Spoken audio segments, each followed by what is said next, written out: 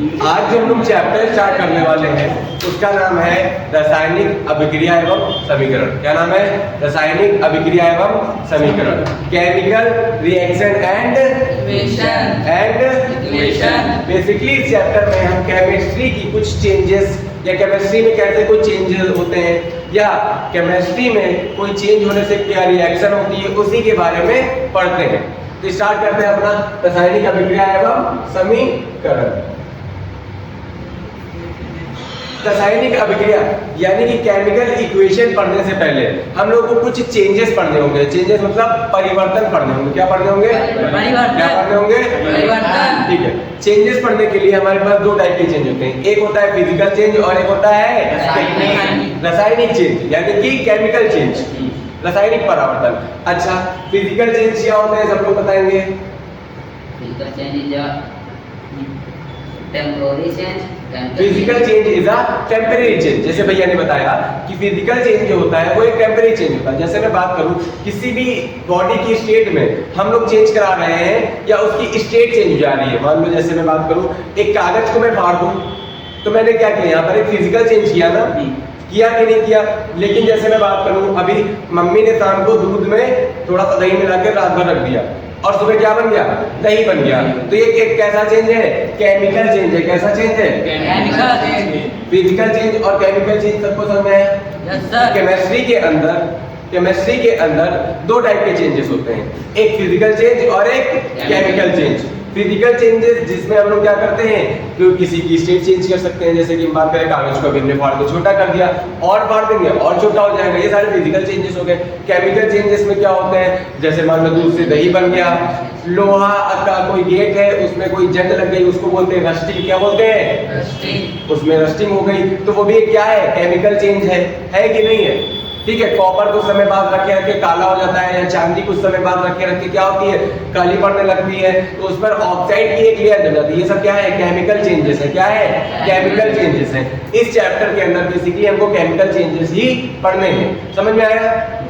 ठीक है। अब बात करते हैं, अब हम लोगों ने फिजिकल चेंज और केमिकल चेंज पढ़ लिया है। अब हम लोग पढ़ेंगे कि इक्वेशन क्या होती है, केमिकल इक्वेशन या फिर केमिकल रिएक्शन क्या होती है। अगर मान लो किसी एक प्रोडक्ट से, किसी एक चीज से कोई दूसरी चीज बना ली है, कोई रिएक्टेंट से कोई प्रोडक्ट बन गया या किसी चीज से कोई चीज बन गई, मान लो दूध से हमने दही बना लिया, तो अब हमने इसी को अगर सिंबल की फॉर्म में लिख दिया, किसी भी केमिकल रिएक्शन को किसी उसके सिंबल के फॉर्म में लिखना कि क्या कहलाता है? केमिकल इक्वेशन कहलाता है। क्या कहलाता है? Chemical equation. जैसे बात करें the method of representing a chemical reaction, एक ऐसा मेथड जो केमिकल रिएक्शन को रिप्रेजेंट करता है with the help of symbol and formula. यानी अगर मेरे पास कोई केमिकल रिएक्शन है, अगर मैं उसको सिंबल और फॉर्मूले के फॉर्म में लिख दूं तो वो क्या हो जाएगी? केमिकल इक्वेशन हो जाएगी। क्या हो जाएगी? केमिकल इक्वेशन हो जाएगी। जैसे यहाँ पर लिखा है zinc plus sulphuric acid, zinc sulphate plus hydrogen. अच्छा एक बात बताओ, ये अभी तक तो केमिकल रिएक्शन है, लेकिन इसी को अगर मैं सिंबल के फॉर्म में लिख दूं, किस फॉर्म में? सिंबल के फॉर्म में। जिंक का Zn हो गया, सल्फ्यूरिक एसिड क्या होता है? H2SO4।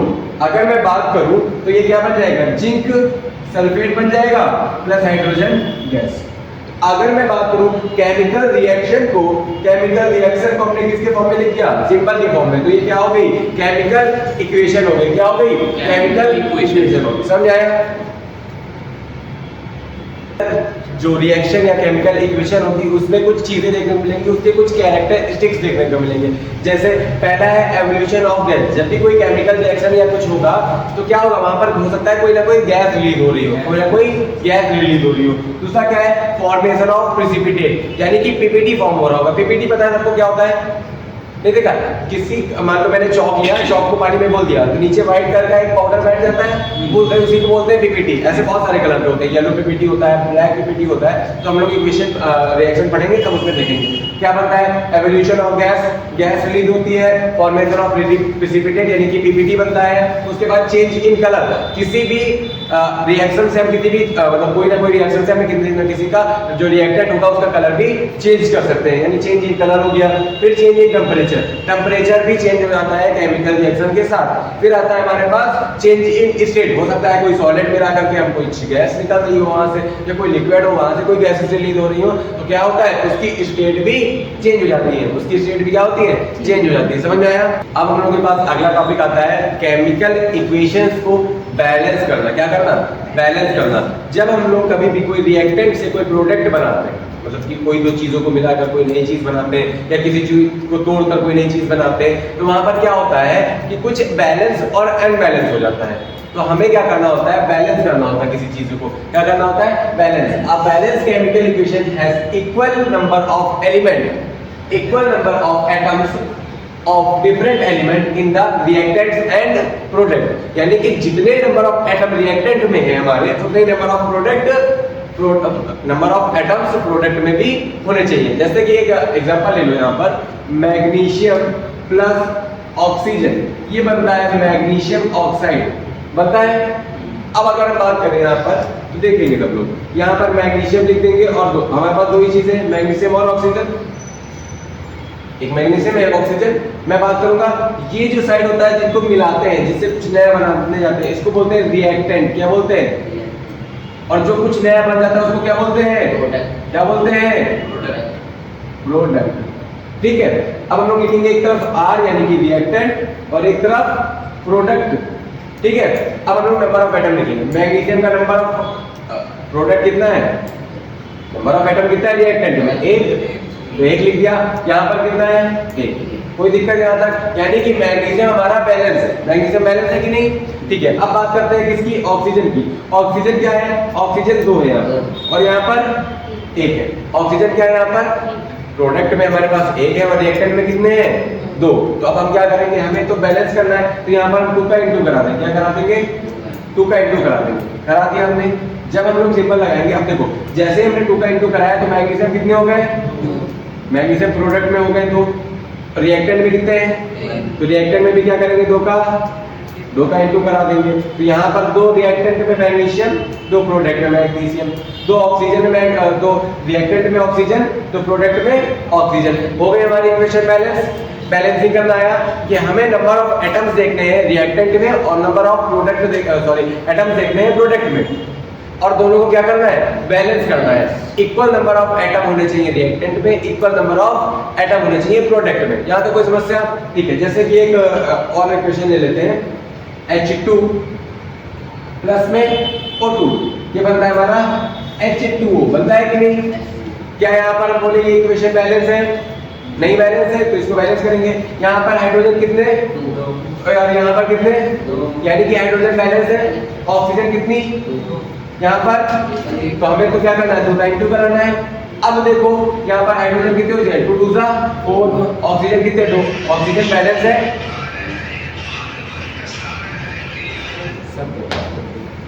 ठीक। ऑक्सीजन कितनी है यहाँ पर? ऑक्सीजन कितनी हो गई? हाइड्रोजन कितने हो गए? 4। यहाँ पर हाइड्रोजन 2, ये तो बहुत नाइंसाफी है, तो हाइड्रोजन भी क्या कर देंगे यहाँ पर? 4। आप देखो hydrogen 4 oxygen 2, hydrogen 4 oxygen 2, balance हो गई इक्वेशन। ऐसे ही हम लोग को बैलेंस करना है। तो सबसे पहले बैलेंस का एक तरीका याद रखना। सबसे पहले हम लोग को क्या करना है? मेटल को बैलेंस करना है। क्या करना है? मेटल बैलेंस हो जाएगा, उसके बाद नॉन मेटल को करना है। किसको करना है?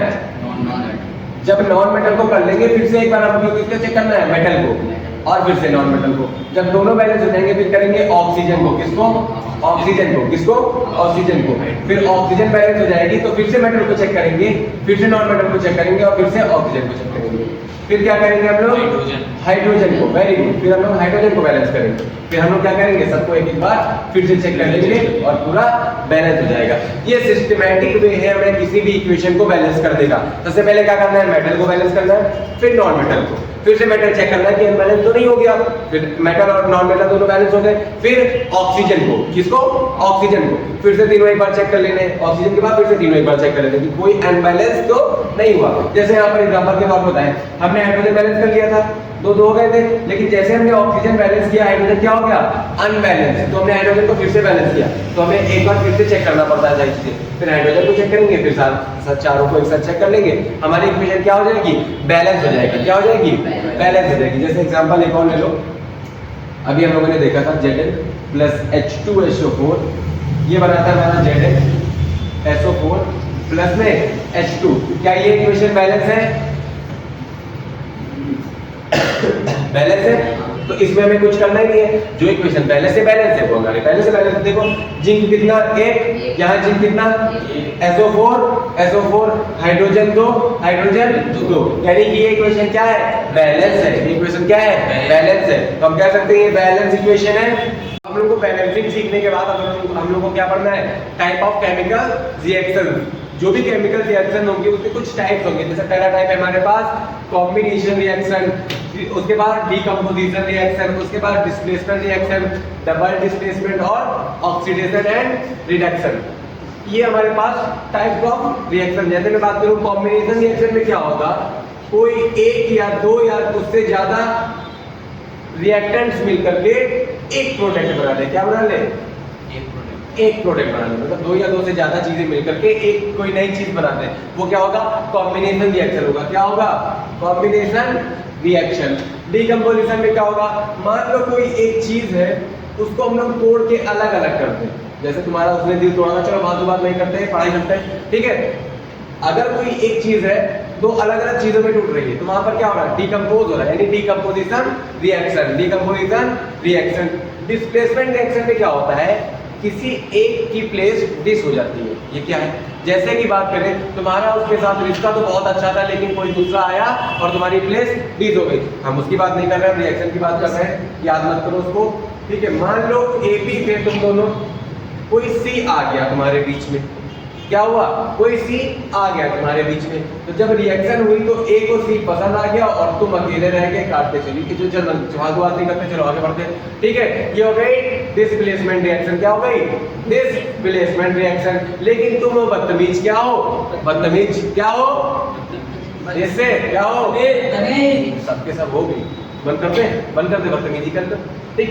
अगर मैं बात करूं, मान लो AB तुम लोग थे और उसका भी कोई पहले से था CD। जब उसने तुम्हारा काटा और दूसरे के साथ चली गई, मतलब चला गया, चलो बात बंद, ठीक, तो तुम भी उसके वाले के साथ चले जाओगे। किसके साथ चले जाओगे? यानी एक दूसरे की प्लेस क्या हो गई? डिस हो गई। और कितने लोगों की हुई? दो लोगों की, तो ये हो गई डबल डिस्प्लेसमेंट। जब किसी सिंगल एटम की या किसी सिंगल एलिमेंट की या किसी सिंगल कंपाउंड की प्लेस क्या हो? डिस हो जाए तो वो डिस्प्लेसमेंट होगी। जब दो हो जाए तो डबल डिस्प्लेसमेंट होगी। डबल डिस्प्लेसमेंट समझ में आई? Double displacement. यहाँ पर क्या हुआ? A चला गया C के साथ, तो B और D आपस में आ गए, तो क्या हुआ? दो लोग की प्लेस क्या हुई? डिस हुई, तो ये हो गया डबल डिस्प्लेसमेंट। क्या हो गया? Double displacement. यहाँ पर क्या हुआ? A चला गया C के साथ, एक एलिमेंट हटाना, एक की प्लेस डिस हुई, तो ये सिंगल डिस्प्लेसमेंट या फिर बोले खाली डिस्प्लेसमेंट रिएक्शन। डिस्प्लेसमेंट और डबल डिस्प्लेसमेंट दोनों समझ में आ गई। अब बात करेंगे किसकी? ऑक्सीडेशन एंड रिडक्शन की। इसको हम लोग आगे भी पढ़ सकते हैं, लेकिन अभी समझ लो, जहां पर ऑक्सीडेशन का गेन हो जाए वो ऑक्सीडेशन रिएक्शन, जहां पर हाइड्रोजन का गेन हो जाए वो रिडक्शन रिएक्शन। या फिर ऐसे बोल सकते हैं, इन दोनों को मिला के एक रिएक्शन बनती है जिसको बोलते हैं रिडॉक्स रिएक्शन। क्या बोलते हैं? Redox reaction. जहां पर ऑक्सीजन का गेन, हाइड्रोजन का लॉस, ये सारी चीजें होने लगे, वो कैसे रिएक्शन? Redox reaction. इसको हम लोग बहुत डिटेल में भी लास्ट में पढ़ेंगे। अभी हम लोग बात करते हैं सिर्फ इन चार की। किसकी? इन चार रिएक्शंस की। टाइप ऑफ केमिकल रिएक्शंस के हमारे पास हमारे पास कुछ एग्जांपल्स हैं, सब लोग बताएंगे कौन सी इक्वेशन है, ठीक है। जैसे हमारे पास यहाँ पर देखो, दो एलिमेंट्स मिलकर के, दो एटम्स मिलकर के, दो एलिमेंट्स मिलकर के एक कुछ नया बना रहे हैं, दो रिएक्टेंट्स मिलकर के एक नया प्रोडक्ट बना रहे हैं, तो ये कौन सी रिएक्शन हो गई? कौन सी हो गई? कॉम्बिनेशन। Very good. क्या हो गई? कॉम्बिनेशन। ये कौन सी हो गई? कॉम्बिनेशन हो गई। Very good. अब हम यहाँ पर देखेंगे, एक रिएक्टेंट दो चीज में टूट गया, एक रिएक्टेंट दो चीज में टूट गया, तो ये कौन सी हो गई? डीकंपोजिशन। Very good. कौन सी हो गई? डीकंपोजिशन हो गई। यहाँ पर देखो, एक था, एक रिएक्टेंट दो में टूट गया, तो क्या हुआ? डीकंपोज हुआ, तो कौन सी हुई? Decomposition reaction. कौन सी रिएक्शन? Very good. जैसे यहाँ पर देखो, अब यहाँ पर देखो, एक रिएक्टेंट और एक ये रिएक्टेंट, यहाँ पर क्या हुई? एक की प्लेस चेंज हो गई। क्या हुई? CuSO4 की प्लेस चेंज हो गई, ZnSO4 बना, जिंक सल्फेट प्लस कॉपर अलग हो गया। यहाँ पर एक की प्लेस डिस हुई, तो क्या होगा? डिस्प्लेसमेंट। क्या होगा? डिस्प्लेसमेंट। ये कौन सी होगी? वेरी गुड, ये कौन सी होगी? Displacement reaction. अब यहाँ पर देखो, यहाँ पर एक रिएक्टेंट और एक ये रिएक्टेंट, यहाँ पर दोनों की प्लेसेस चेंज हो गई। Ag आ गया Cl के पास और ये नाइट्रेट आ गया हमारे पास सोडियम के पास, तो ये बन गया सोडियम नाइट्रेट और सिल्वर क्लोराइड। तो यहाँ पर दो की प्लेस चेंज हुई तो क्या हो जाएगा? Double displacement reaction. क्या हो जाएगा? क्या हो जाएगा? Very good. यहाँ पर अगर बात करें, यहाँ पर क्या हुआ? देखो दो की प्लेसेस चेंज हो रही है कि नहीं? ये क्या हो गई हमारे पास? Double displacement. क्या हो गई? ऐसे ही काफी सारे एग्जांपल्स आते हैं और क्वेश्चन पूछा जाता है कि ये कौन सी रिएक्शन है, तो सब लोग कर लेंगे। Very good.